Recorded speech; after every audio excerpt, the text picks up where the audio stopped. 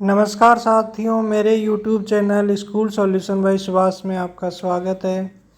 आज के इस वीडियो में हम जानेंगे कि राज्य कर्मचारियों की जो एसएसओ पोर्टल पर रजिस्ट्रेशन होता है उसमें एक महत्वपूर्ण प्रकार का बदलाव किया गया है। वो बदलाव क्या है, इस वीडियो के माध्यम से जानेंगे।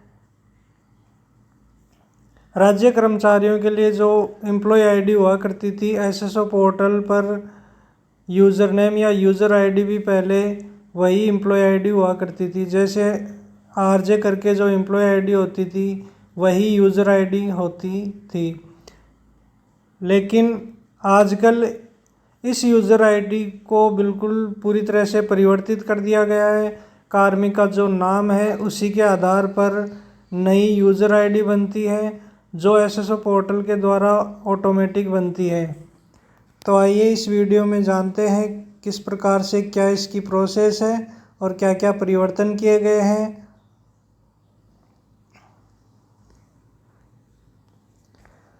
सबसे पहले गूगल क्रोम में sso.rajasthan.gov.in सर्च करके एसएसओ पोर्टल की मेन साइट पर चले जाना है, जहाँ से आपको दो ऑप्शन मिलेंगे, लॉगिन और रजिस्ट्रेशन। तो सबसे पहले रजिस्ट्रेशन वाले ऑप्शन पर क्लिक करना है।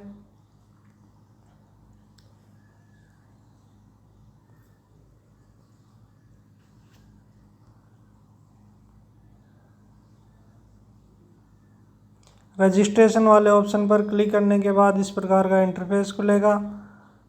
फिर आपको गवर्नमेंट एम्प्लॉय वाले ऑप्शन पर क्लिक करना है। गवर्नमेंट एम्प्लॉय वाले ऑप्शन पर क्लिक करेंगे तो इस प्रकार से SIPF का ऑप्शन खुलेगा। SIPF वाले ऑप्शन पर क्लिक करना है।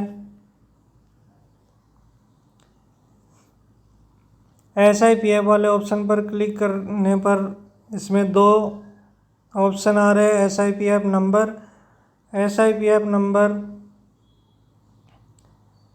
बता दूं कि जो आपकी एम्प्लॉय आईडी है, अर्थात RJ करके वाली जो आईडी है वो ही SIPF नंबर है। और यहाँ SIPF पासवर्ड मांग रहा है, जिसमें आपको डेट ऑफ बर्थ फिल करनी है। जैसे डेट ऑफ बर्थ 7 जुलाई 1995 है, तो यहाँ पासवर्ड में फिल करना है 07/07/1995। ये फिल करने के बाद में नेक्स्ट वाले ऑप्शन पर क्लिक करना है। जैसे ही नेक्स्ट वाले ऑप्शन पर क्लिक करेंगे आपके सामने कुछ इस प्रकार का इंटरफेस खुलेगा। यहाँ आप ऊपर ही ऊपर देख रहे हैं कि जो डिजिटल आइडेंटिटी है, एसएसओ आईडी, यूज़र नेम है, वो कार्मिक का नाम आ रहा है।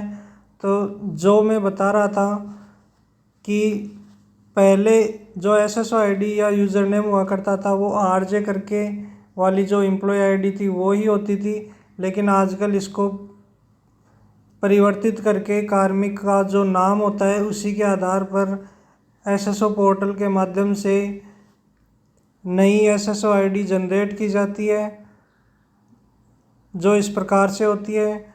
तो यही एसएसओ पोर्टल पर एक महत्वपूर्ण बदलाव किया गया है।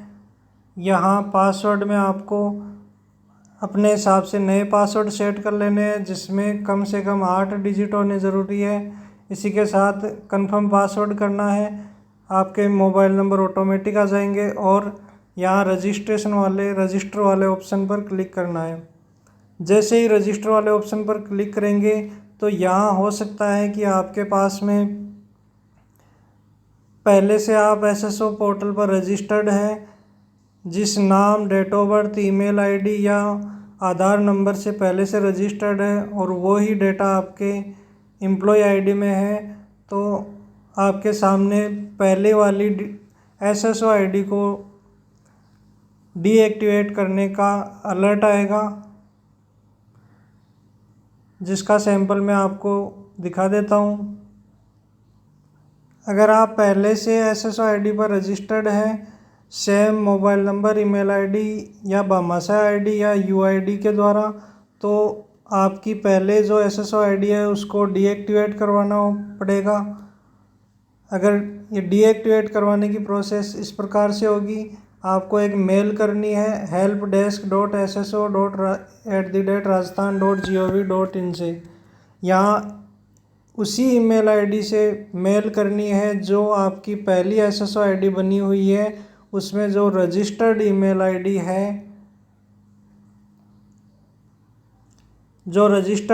आईडी है, उसी के द्वारा करनी है।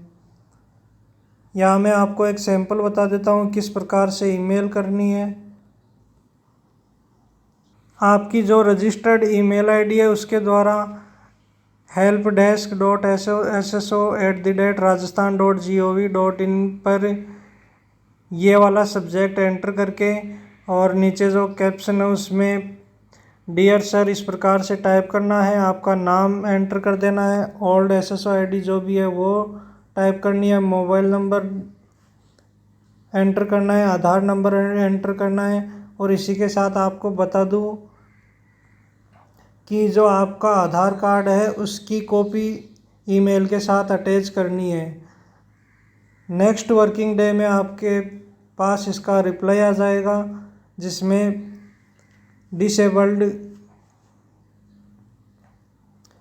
करके कुछ मैसेज आएगा, जिसका सैंपल भी मैं आपको दिखा देता हूँ किस प्रकार का मैसेज आएगा। यहाँ आपके पास आपने जो ईमेल करी थी उसका रिप्लाई इस प्रकार से आएगा, SSO आईडी दी हुई आएगी और डिसेबल्ड का इस प्रकार से मैसेज आएगा। इसका मतलब है कि आपकी जो ओल्ड SSO आईडी थी उसको डिसेबल्ड कर दिया गया है। अब आप नई सरकारी कर्मचारी आईडी बना सकते हैं।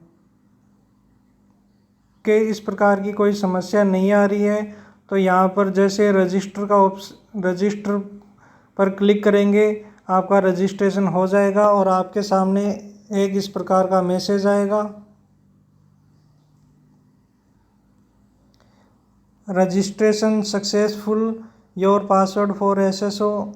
जो आपकी नई SSO आईडी बनी है वो is send to your registered mobile number. जो आपके रजिस्टर्ड मोबाइल नंबर है उस पर SSO आईडी और पासवर्ड भेज दिए जाएंगे और यहाँ ओके पर क्लिक करना है। जैसे ही ओके पर क्लिक करेंगे आप लॉगिन वाले पेज पर पहुँच जाएंगे। वहाँ लॉगिन वाले पेज में यूज़र नेम जो आपका नया SSO आईडी बनी है वो और जो नए पासवर्ड क्रिएट किए हैं वो एंटर करके कैप्चा एंटर करके लॉगिन कर लेना है। जैसे ही आप लॉगिन करेंगे आप डायरेक्ट अपडेट प्रोफाइल वाले पेज पर पहुंचेंगे। वहां अपडेट प्रोफाइल में कुछ इस प्रकार का इंटरफेस दिखाई देगा। के लिए इस प्रकार का इंटरफेस दिखाई देगा जिसमें आपको फर्स्ट नेम कार्मिका फर्स्ट नेम एंटर करना है और लास्ट नेम एंटर करना है। डिस्प्ले नेम ऑटोमेटिक दिया हुआ आएगा, डेट ऑफ बर्थ भी ऑटोमेटिक दे रखी होगी, जेंडर सेलेक्ट कर लेना है, मोबाइल नंबर ऑटोमेटिक आ रखे हैं। अब अगर आपको पर्सनल ईमेल आईडी अपडेट करनी है तो यहाँ पेंसिल वाले मार्क पर क्लिक करके ईमेल आईडी अपडेट कर सकते हैं। क्लिक करने के बाद में ईमेल आईडी एंटर करने का ऑप्शन आएगा और फिर वहाँ OTP के माध्यम से सबमिट कर सकते हैं। इसी प्रकार से डेजिग्नेशन ऑटोमेटिक आ जाएगी और जो डिपार्टमेंट है वो डिपार्टमेंट आपको अगर 3rd ग्रेड है तो एलिमेंट्री सेलेक्ट करना है और अगर 2nd ग्रेड या और कुछ है तो सेकेंडरी एजुकेशन डिपार्टमेंट सेलेक्ट करना है। और फिर नीचे आपके पास अपडेट का ऑप्शन आएगा। अपडेट वाले ऑप्शन पर जैसे ही क्लिक करेंगे आपके आधार नंबर पर रजिस्टर्ड मोबाइल नंबर पर OTP जाएगा। उस OTP को सबमिट करके प्रोफाइल को अपडेट कर सकते हैं। इस प्रकार से SSO पोर्टल पर राज्य कर्मचारी के रूप में आपका रजिस्ट्रेशन हो जाएगा। यहाँ जो बदलाव वाली बात करी गई थी कि जो यूज़र नेम या SSO आईडी है वो आपकी एम्प्लॉय आईडी नहीं होगी। पहले तो एम्प्लॉय आईडी हुआ करती थी लेकिन अब उसको बंद कर दिया गया है। जो नए कार्मिक हैं उनकी SSO आईडी कार्मिक के नाम के अनुसार SSO पोर्टल ऑटोमेटिक क्रिएट कर देता है।